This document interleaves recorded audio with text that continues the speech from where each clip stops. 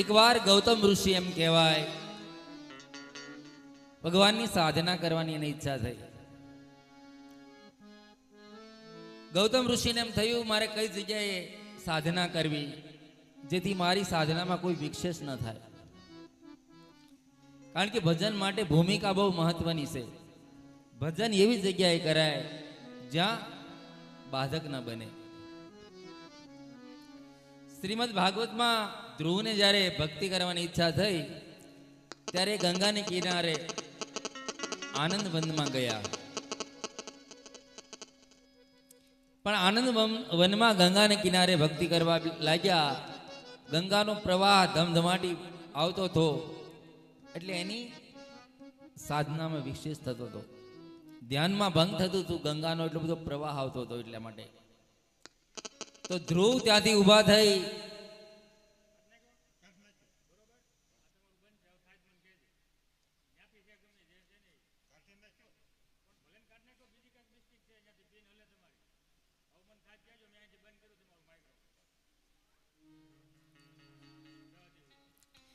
ધ્રુવ જ્યારે ગંગાને કિનારેથી ઊભા થવા જાય ત્યારે ગંગા નદી ગંગા એમ કહે ધ્રુવજી તમે મારા સાનિધ્યમાં શું કામ અહીંથી જાઓ છો?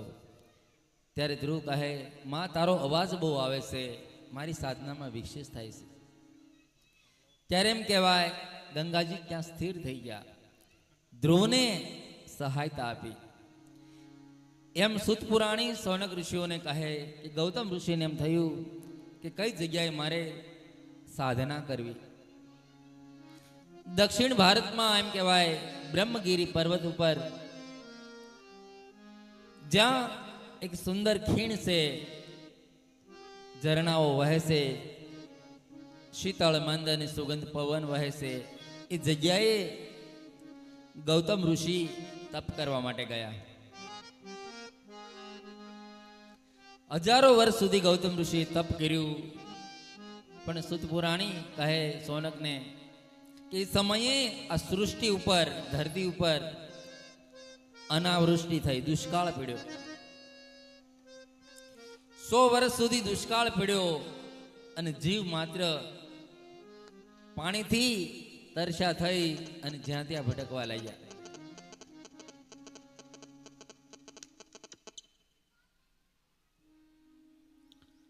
જ્યાં ત્યાં ભટકવા લાગ્યા એટલા માટે વિલાપ કરે કે પાણી ક્યાંથી મળશે. હજારો વર્ષ પછી ગૌતમ ઋષિ સમાધિ છોડી અને એને ખબર મળ્યા કે આ ધરતી ઉપર તો એટલો બધો દુષ્કાળ છે કે પશુ પંખીઓ સ્થળાંતર કરી ગયા છે, ઋષિ મુનિઓ અહીંથી જતા રહ્યા છે, ભીલો પણ જતા રહ્યા છે, કોઈ નથી. ત્યારે ગૌતમ ઋષિએ વરુણ દેવની સાધના કરી. હે વરુણ દેવ, તમે આ ધરતી પર વૃષ્ટિ કરો જેથી આ ધરતી પાછી પુનઃ લીલીછમ અને હરીભરી બને. વર્ષો સુધી વરુણ દેવની સાધના કરી. વરુણ દેવ પ્રગટ થયા. પણ વરુણ દેવ કહે કે મારી બધા દેવતાઓની આજ્ઞા વગર વરસાદ ન વરસાવી શકું. બોલે મેં તમારી સાધના કરી, તમે મને વરદાન માંગવાનું કીધું તો હું તો વરદાન માંગુ કે આ ધરતી ઉપર જળપાન કરાવો. ત્યારે વરુણ દેવ ગૌતમ ઋષિને કહે એક કામ કરો, કારણ કે હું તમારી સામે પ્રગટ થયો, તમને વરદાન આપવાનું કીધું, હું વૃષ્ટિ ન કરાવી શકું, પણ એક જગ્યાએ તમારા આશ્રમની બાજુમાં કંઈક ખાડો કરો અને એમાં હું અક્ષય જળ પધરાવું. એ ખાડો ક્યારેય ખૂટશે નહીં. એમાંથી તમારે જે સિંચન કરવું હોય, સ્નાન કરવું હોય, પાન કરવું હોય, જે કરવું હોય તે કરશો. ગૌતમ ઋષિએ એક સુંદર ખાડો કર્યો અને વરુણ દેવે એમાં અક્ષય જળ પધરાવ્યું. લોકોને ખબર મળ્યા, બધા લોકો ત્યાં આવવા લાગ્યા. ગૌતમે અનેક વૃક્ષોનું રોપણ કર્યું. સુંદર પોતાના યજ્ઞો માટે થોડાક સમિધો રોપ્યા છે. ડાંગર, જવ આ વસ્તુનું એને વાવેતર કર્યું ગૌતમ ઋષિએ, જેથી પોતાના કાર્યમાં એને સહાયતા મળે. ગૌતમ ઋષિના એ અક્ષય ભટ્ટના જળને હિસાબે આજુબાજુમાં એક સુંદર નગર નિર્માણ થઈ ગયું. અનેક બ્રાહ્મણો ત્યાં નિવાસ કરે પોતાના પરિવાર સાથે. સુત પુરાણી સોનક ઋષિઓની કથા કહે કે ગૌતમના અને અહલ્યાના આશ્રમમાં એટલી બધી કીર્તિ થવા લાગી. ચારે બાજુ લોકો ગૌતમ ઋષિના સરાહના કરવા લાગ્યા કે તમારા હિસાબે અમને જળ મળ્યું, માટે અમે તમારા ઋણી છીએ. એકવાર બ્રાહ્મણની પત્નીઓ બધી જળ ભરવા આવે, પણ એના પહેલા જ્યારે અહલ્યાએ જળ ભર્યું તો એને ગમ્યું નહીં કે અમને એને વિવેક કરવો જોઈએ કે બ્રાહ્મણ પત્નીઓ તમે પહેલા જળ ભરી લો, પણ અહલ્યાએ અમને વિવેક ન કર્યો એનું એને દુઃખ થયું. પોતાના ઘરે જઈ બ્રાહ્મણોને ઉશ્કેર્યા કે અહલ્યા ઘમંડી બની ગયા છે, ગૌતમે જળ ઉત્પન્ન કર્યું પણ અમને તો અમારો અનાદર કર્યો છે. કોઈ પણ ભોગે તમે ગૌતમને અહલ્યાને અહીંથી દૂર કરાવો. બ્રાહ્મણો પોતાની પત્નીની વાત માની, પણ વિચાર કરે કે ગૌતમ ઋષિને અહીંથી કેમ ખસેડવા, કારણ કે એના હિસાબે તો આપણે અહીં જળ મળ્યું છે, અહીં રહેણાંક થયું છે. પત્ની કહે કે નહીં, તમે કોઈ પણ ભોગે એ બંનેને અહીંથી દૂર કરો, નહીતર એનો ઉપકાર માનવાની જરૂર હતી કે ગૌતમ ઋષિએ આપણા માટે આટલું બધું કાર્ય કર્યું, છતાં એના ઉપર અપકાર કર્યો લોકોએ.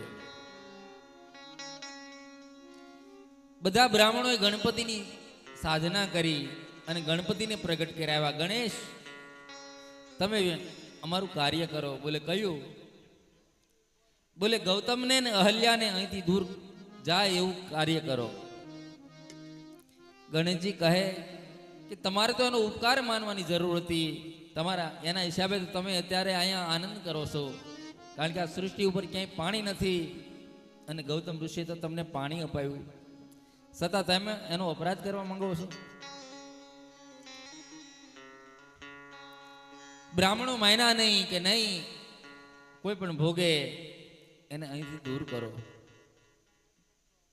ગણેશજી કહે એમાં તમારું કલ્યાણ નહીં થાય, છતાં બ્રાહ્મણો માન્યા નહીં અને સાધના કરી હતી એટલે ગણપતિને વરદાન આપવું પડ્યું કે હું કોઈ ઉપાય કરીશ. એકવાર એમ કહેવાય કે ગૌતમ ઋષિ પોતાના જે ડાંગર અને જવ વાવ્યા હતા એ ખેતરમાં ગૌતમ ઋષિ આંટો મારતા હતા. એમાં ગણેશજી એક વૃદ્ધ ગાયનું રૂપ લઈ અને એના ખેતરમાં આવ્યા.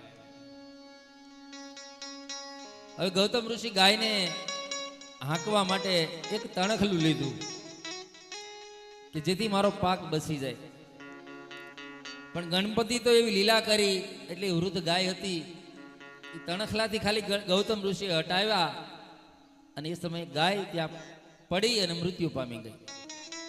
આ બાજુ બ્રાહ્મણો અને બ્રાહ્મણની પત્નીઓ બધા સુપાય અને જોતા હતા કે હવે અવસર મળી ગયો આપણને. ગૌતમની પાસે આવીને કહે કે તમારા ખેતરમાં અને તમે જ ગાયની હત્યા કરી,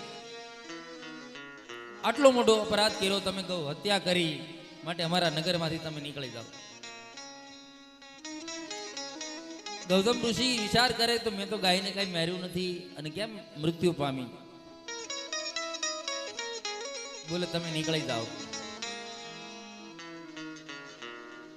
ગૌતમ ઋષિ પણ દુઃખી થયા કે મારા હાથે ગાયની હત્યા થઈ ગઈ, હવે શું કરવું. અહલ્યાને કહે દેવી મેં કાંઈ કોઈ અપરાધ તો કર્યો નથી, પણ આવું કેમ બન્યું. મને એમ લાગે આપણાથી હવે કુદરત પણ રૂઠો હોય એવું લાગે છે. બ્રાહ્મણ ને બ્રાહ્મણીઓ અને આખા ગામના લોકો ગૌતમ ઋષિને ત્યાંથી સ્થળાંતરિત કરાવ્યા. ગૌતમ ઋષિ આગળ વિંધ્યાચલના જંગલ બાજુ જઈ વિચાર કરે હવે આ પાપમાંથી મારે મુક્તિ કઈ રીતે મળવી. અનેક સાધુ સંતોને કહે કે મારાથી ગાયની હત્યા થઈ, મને બચાવો, મારે શું કરવું.